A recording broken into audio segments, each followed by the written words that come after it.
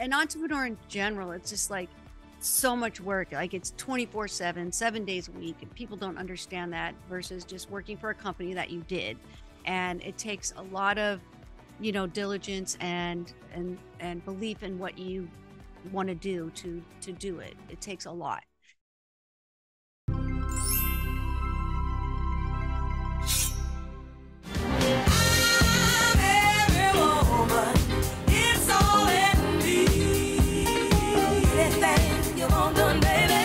Hi everybody, Ageless Ambitions on Lux Media Studios. I'm here in sunny California, and I have a special guest that I can't wait for you guys to meet. She's a special friend. She's beautiful, and her name is Dills. How are you, Jenny? I'm well. I'm glad it's finally sunny California again. I know. I was just going to say, it's been so gloomy here. To see the sun out, it's almost like foreign now. I know, right? It's hard to stay inside and work today. Are you from California? I'm not. I'm originally from St. Simons Island, Georgia, which is about this big for those of you that aren't familiar with it. You grew up in Georgia, right? And then when did you leave Georgia? Were you there for high school and all that and then moved out? Yeah. Born and raised there, went to Georgia Southern, did the whole Southern girl thing, got married, got divorced quickly after. And 2011, I moved off to Colorado to help start the industry there.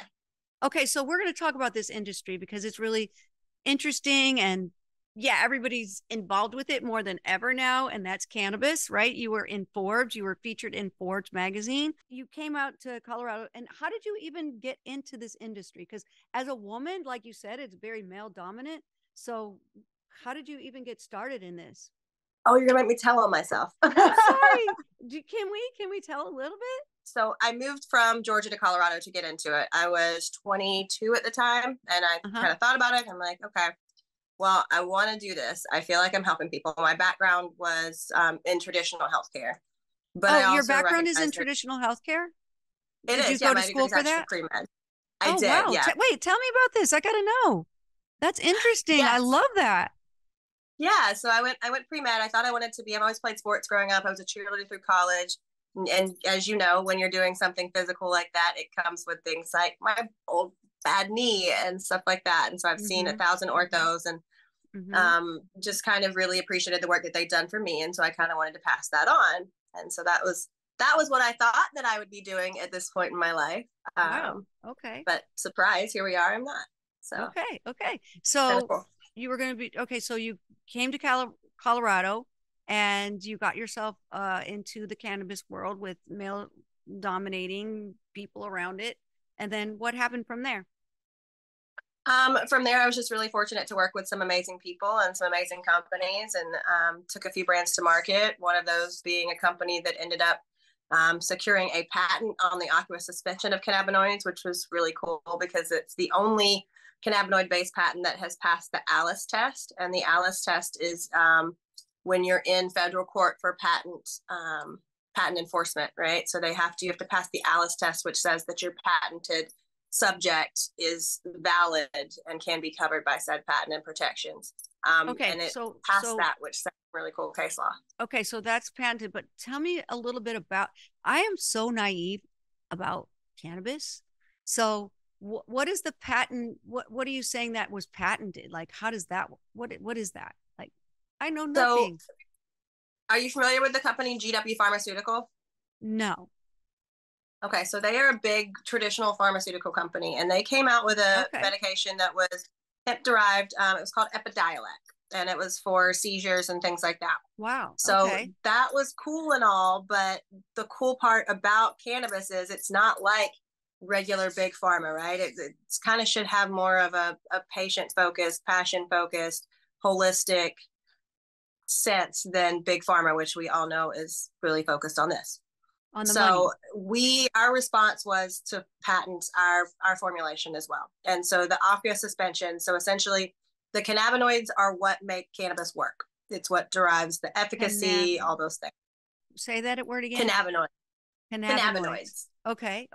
Yeah. So that's what makes it potent, or work? So there are different cannabinoids that make up cannabis, like they're the different compounds. So that's interesting. I need to know this. Like, that's pretty cool. Like, okay, so there's different compounds, and then that's what makes it stronger or not?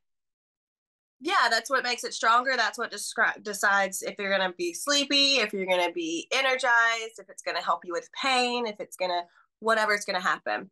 So So when that, we extract those, oh wow. oh yeah, So go ahead. I just need to, I want to learn so that maybe other people out there could learn too. So there's different ways that you can take cannabis. Like, so you want to sleep more, there's a cannabis for that.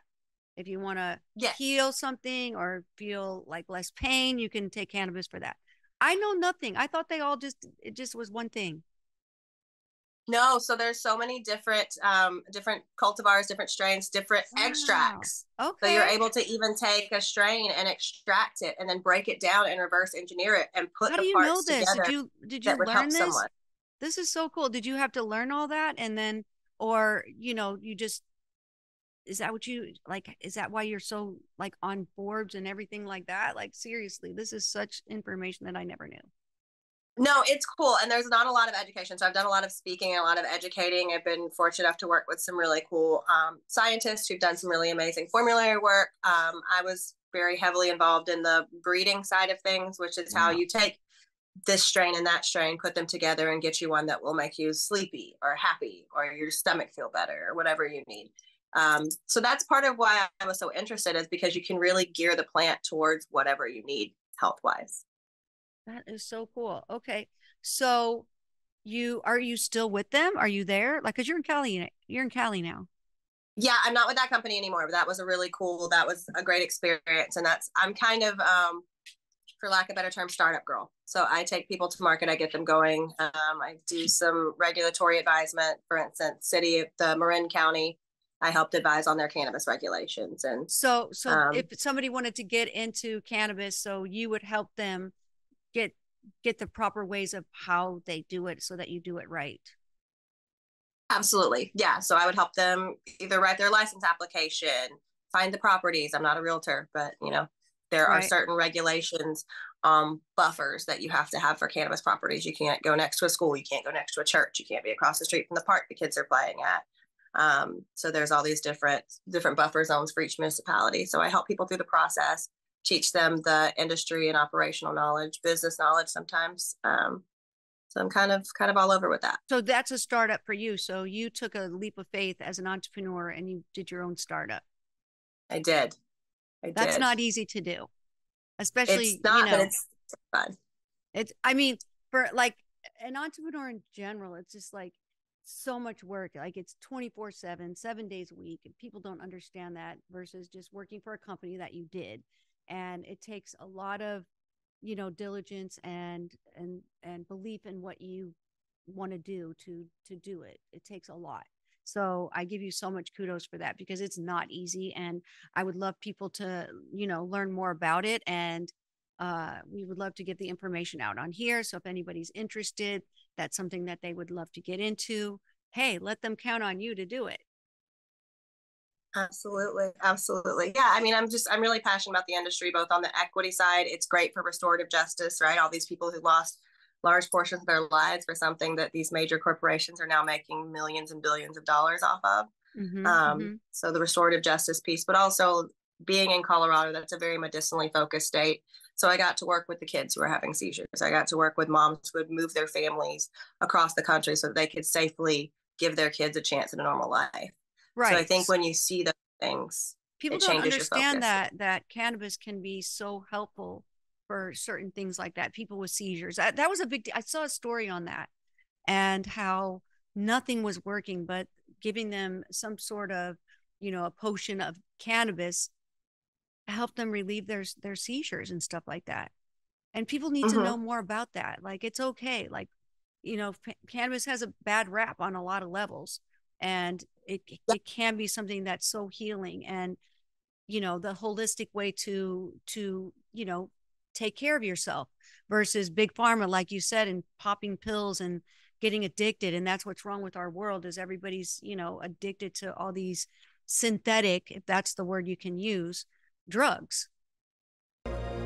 Believing Before Seeing, a new book by Candace Barr, teaching you how to believe into existence. Available now for pre-order. Absolutely. Absolutely. Yeah. I mean, your body has an endocannabinoid system. So our body is designed to take in the cannabinoids that are in cannabis. So it's not, we don't have an endo-ibuprofen system, you know, we don't have an endogenic system, but your body is truly designed to take this in. The CBD that is calming from cannabis, from hemp, is the same CBD that's found in mother's breast milk that calms a newborn baby. So it's something that is truly, you know, our body is apt to take in, and it kind of plugs in. And true medicinal use, you're not getting high. You're not getting this stony, let me go eat the whole fridge effect, unless you need that. Sometimes cancer patients have trouble eating because of all the treatments that they're on. Yeah, we didn't even bring up cancer, because it can help cancer, right? Like in terms of the pain. Absolutely. Yeah. I've been really blessed to work with quite a few cancer patients who are amazing, and it gives them the relief that they would have to completely be incapacitated to receive from pharmaceuticals. Wow. Which is unfortunate. There's your quality of life is gone while you're fighting for it. You know, that's not ever what you want.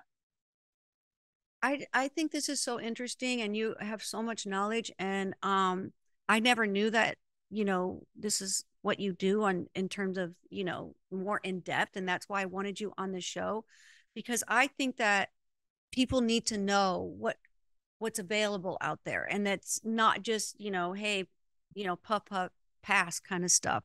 It's really stuff that can be holistically healing for you. And, you know, slowly but surely it's getting more, you know, open, and it's getting more like you can, you know, legal, if that's the word. And you can go down the street and get what you want. I don't know that much about it because I don't really do it, but hey, you never know, if one day something goes wrong and I need some help, that this is an approach that you can take, versus I don't want to be taking medicine from, you know, pharmaceutical, unless it's absolutely necessary. If there's a holistic way to do it, I would rather take that route. And I think a lot of people out there, if I'm not mistaken, would probably like to do that too. Yeah. I mean, there's literally something for 99% of the things that ail you, for everything from menopause and the changes that we go through with our bodies, and, you know, suppositories and things for that, to topicals because your knee hurts from the skiing accident you had 10 years ago. So I think it's hard sometimes to educate people, because not everybody wants the education, right? We went through the war on drugs and the just say no and the vilification. And so, you know, a lot of generations are just like, no, it's a drug, it's bad, it's a drug. Right. But then they start getting these life-changing illnesses, and they're like, all right, talk to me about that drug. Everything else isn't working. I can't go to the bathroom. I can't do this. I'm taking this for this. And then they become open almost as a last resort, which is unfortunate, because you're missing out on all this relief that you could have had for the entire time you were dealing with this. But hopefully education increases, more people will become a little more open. I'm just so thankful for you to give us knowledge, because like I said, nobody understands it, because it is like, it has a little stigma to it, and we need to take that stigma off, because there are so many great things that it can do for so many people who are suffering.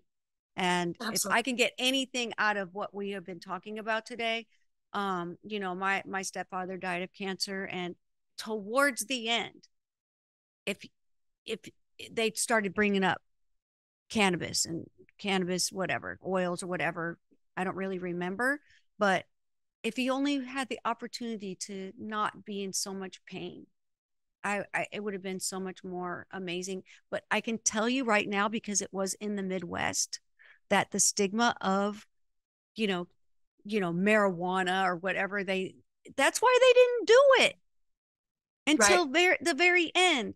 And if they would have asked me, they were afraid to talk about it. They were afraid to bring it up as an option, because the stigma of it all. And if they were afraid to even tell me. And I said, if you would have told me, I would have said, why didn't you start this a long time ago? You know? So I appreciate this, because, man, that's the big thing about what's going on. It's about the stigma of it just being a, you know, a get high kind of thing, you know, and that's why you do it. So if there's anything, especially in the Bible Belt, right? Just all in there. So it's, we got to get this out there so that people can understand that this can truly help so many people. And with the knowledge that you have, you know, that you can talk about the background of it, the strains of it, that what can help other people. I really think that that education should be part of what you do to help others, you know, and I hope that this can get out there and you could do more talking to as many people as possible, because we really need people to understand that. I know you're a mama and you just love your little boy. So I wanted to make sure that we got that out there, that, you know, you definitely have a love for your son, and that's important for you. And as a single mama, you know, I'm sure that it hasn't been easy, but he just graduated, right? He just graduated 4th grade. We're going on to our last year of elementary. It's crazy, but he knows, you know, even educating him, he knows what mom does. He knows mom grows trees and makes medicine for people who need it. And that's so important. Now he understands it's cannabis, and he knows cannabis, but from an early age, because I don't want to. Remember when you were little and your parents were like, no, just don't do that. Why? Just don't. It's bad. Well, you want to like peek in there. You want to do it. It's like, you don't drink. So what do? They go behind the fence and find somebody, and they do a little drinking, you know, drinking beer in the woods or whatever it is. We might have allegedly. But if you just open it up, that's what I did for my kids at the studio. Like sometimes, you know, we go out for dinner and it's like, I got my little glass of wine and I'm like, just try it, you know, because then they're not thinking like it's bad, or they probably won't even like the taste. So why not just let them try it, you know? And that I just remember doing that, because then that way there's no curiosity to bring it to a level of not good. Right. Because you want them to like be open with you. And like, you know, like my dad was always like, well, if you want to drink, let me know and I'll give you a beer. So I know that you're here and you're at home and you're safe. Right. Now, I'm not encouraging anyone to give their underage children beer, because, you know, whatever. But just in general, like a safety thing. Right. It's okay to talk about things. It's okay to, you know, let people understand what people don't want you to know, kind of thing. Right. Oh, I'm so thankful. This has been, I'm so thankful for you to be here. Ageless Ambitions is a big show for me, and I want to get out messages that, you know, can educate and give people knowledge and let them, you know, start searching a little bit more based on this show and try to get more out of what we're talking about. And I so thank you for that. Now, as this show being Ageless Ambitions, I personally want to ask you, like, what are your true ambitions as you keep moving along in your life? You're so young, you have a lot to look forward to, but what is something that you're looking forward to in your near future?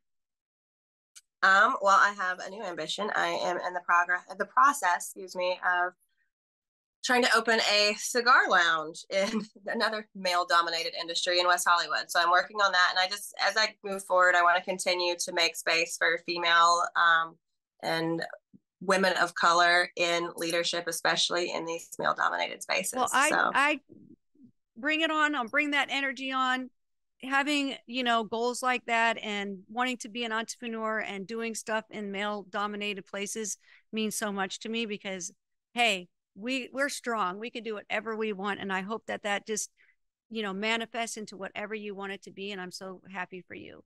So I appreciate you being here on the show. I hope more people get more information. We're going to put some stuff up if they want to get to talk to you or get maybe a consultation with you or whatever. We'll make sure that they know how to reach you. Absolutely. I'm always happy to help. Okay. Well, Jenny, thank you for being here. Sorry about the Lakers. What happened? I don't know. I can't believe We'll talk about that one. I know. And you're a big golfer, so we got to get that out too. You're a woman. Yes. That another male dominated area that you just are the biggest golfer. Golf tournaments all over the place. I'm just so happy that you were here with me today. We need to see each other more, and absolutely. I'm just thankful that you could give us some information and what we can learn and grow. And, you know, hey, if anybody's in pain, this is the way to go on a lot of levels. So absolutely. I appreciate you being here. Thank you for having me. You're welcome. Ageless Ambitions on Lux Media Studios. Don't forget to watch all my other episodes, because there's a lot to learn, and I can't wait to see you next time.